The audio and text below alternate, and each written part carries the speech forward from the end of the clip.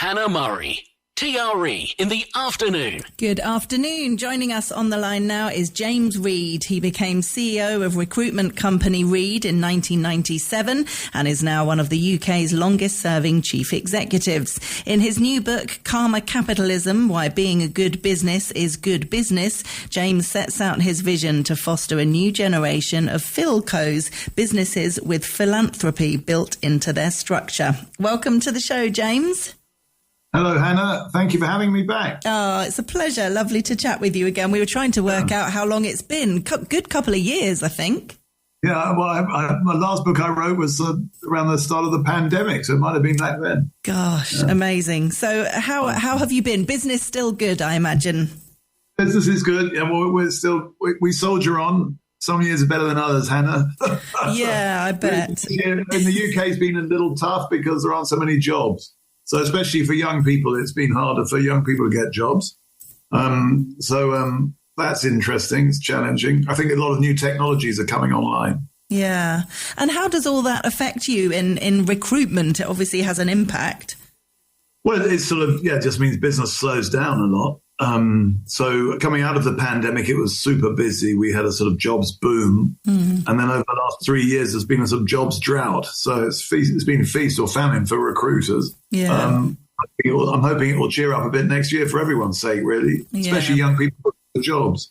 Definitely. I mean, that we always hear of university students really struggling to get work, and the whole discussion of, obviously, depending on the kind of work you want to go into, whether that there is any plus for a lot of people going to university if it's that hard to get jobs. It's an interesting debate, I suppose. Yeah, I mean, that question is being asked by more and more people. I think if you want to go to university to study a subject that will help, you get a job, like engineering or medicine, then that makes sense. But if you're doing something more, I don't know, sort of esoteric, then it's more difficult to know. For sure. So I love this idea of Karma Capitalism. Explain what that means. Yeah, karma with a K. Karma Capitalism is a philosophy. And you mentioned the philco or philanthropy company. The philco is the vehicle that delivers it, really, this philosophy. And it's doing good, or being a good business is good business. So the key point I want to make is a philco is a company that has at least 10% of its shares owned by a charitable foundation. And these businesses that have this sort of subtle change in their DNA, i.e. the charity shareholding, perform really well. They do really well as businesses. And we discovered this at REED by chance, really, because we became one a number of years ago through a sequence of events described in the book. And subsequent to that, we realized it was a sort of business superpower because people liked working in companies that were partly owned by charities. We say to our colleagues, one day a week we work for charity because 18% of our business is held by the foundation, the REED Foundation. And our customers like it too, because they think some of the money they're spending with us goes back, gets recycled into wider social, environmental, or community activities. So it's a really good business model, and it's a good societal model as well. And there's some really good companies that are philcos that I describe in the book, talk about in the book. Companies like Lego, IKEA, Carlsberg, Rolex. I mean, these are really great businesses that lead their markets. And they've made more money and they last longer than non-philcos. So I'm trying to change the DNA of capitalism, Hannah, by one company at a time, by persuading people to consider becoming philcos. Yeah, it's a great idea. It makes a lot of sense. I suppose there must be lots of businesses that have never thought about it. They hadn't heard about it before, so therefore it hasn't crossed their mind. Exactly. I mean, that was my motivation for writing the book, really, because we'd stumbled upon this change in our DNA as a company, and it really helped us as a business and enriched our world hugely by other things that we were able to do through our foundation or charity. And so the purpose of writing the book is sort of part manifesto. This is an idea. I'd say it's a small orange book with a big idea. So it's part manifesto and it's part how-to guide, really. If you want to become a philco, it will tell you how to do this. It's not a long book because I know that business people are time-pressed. And it's also available on audio, I should add. Okay. So it's easy to access if someone's interested in listening. Great. I just think it's the more people, it's really kind of you to talk to me about it, because the more people that know about Philcos and know that this option is available, the better, as far as I'm concerned. And even if just one company becomes a Philco as a result of writing this book, it would have been worthwhile, because the difference these companies make is massive. Yeah. So presumably it doesn't matter that the company's already still going and or already been started and it isn't a Philco. You can set it up at any time, can you? Yeah, I mean, a lot of the examples of founding entrepreneurs decide they want to give some of their shares to a charity or charitable foundation. The original founders decide, or the founding families decide. But you can do it later. You can become a Philco at any stage by issuing shares. And what we've seen is by doing this, it's just we've made the money back many times over because it's so good for business. It sort of gives the business a bigger heart. And that takes us further. Yeah. I suppose the other big question is what charity or charities to choose. Is it important that they are connected to your business in some way or not necessarily?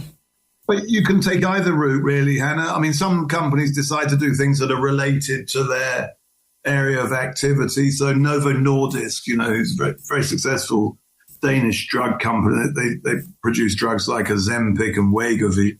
They put a lot of the money from their foundation into research, medical research. So, that's one way of going. Our foundation supports all sorts of different causes through the Big Give, which is a charity we started back in 2008. And that charity helps raise funds for lots of other charities through match funding. So when people make a donation, we double it. And the Big Give just concluded its Christmas appeal last week, raised 57 million in 1 week. Wow. And it's the big appeal. It's the biggest appeal now in the UK, surpassing Comic Relief and Children in Need. And that's all been made possible by our business being a Philco. So, that's just one business has managed to have that impact. So imagine if all businesses did this. Yeah, definitely.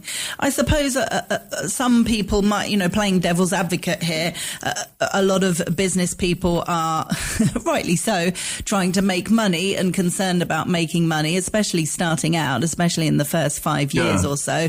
So I suppose the idea of not keeping all their profits for themselves and giving some of it away, as much as they want to be a good person and a charitable person, might scare them a little bit, shall we say? Yeah, I can understand that. All I'm saying or sharing really is that in our experience, it hasn't worked like that. By building a business in this way, we've been able to make more money and give more away. And it's an interesting dynamic in that sense.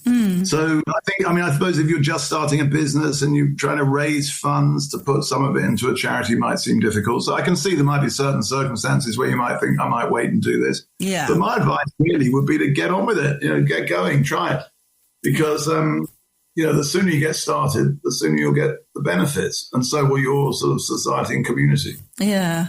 I noticed there was a lovely quote for the book by Ruby Wax, who we've just seen on the I'm a Celebrity Jungle. She had some nice words to say.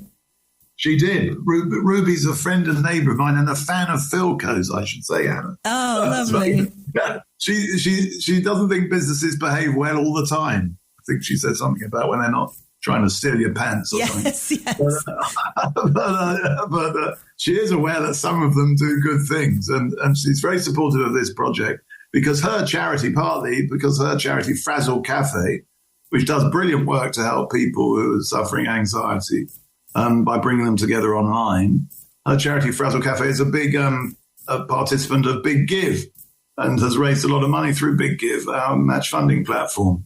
So we know each other well, and it's kind of to put in a quote, supportive of the book. Yeah, nice. So if people want to get a copy of this book, it's available on our website, tre.radio, in the bookshop section. It's called Karma Capitalism, Why Being a Good Business is Good Business, and it's by James Reed, who we've been chatting with. James, lovely to chat with you. Are you all set and geared up for Christmas? I'm getting there, Hannah. I've got a bit of a way to go. I've been last minute shopping. I hope all your listeners have a good Christmas. I'm looking forward to it. It's a nice time of year, isn't it? looking forward to a holiday when everyone else is on holiday, because you don't get so many emails and calls there. Yes, exactly. Absolutely. Good excuse to not have to reply to everybody all the time. Exactly. Very good. Well, Merry Christmas to you. Thank you very much. And to you, James. Lovely to chat with you. Take care. Thank you, Anna. Bye-bye. Bye-bye.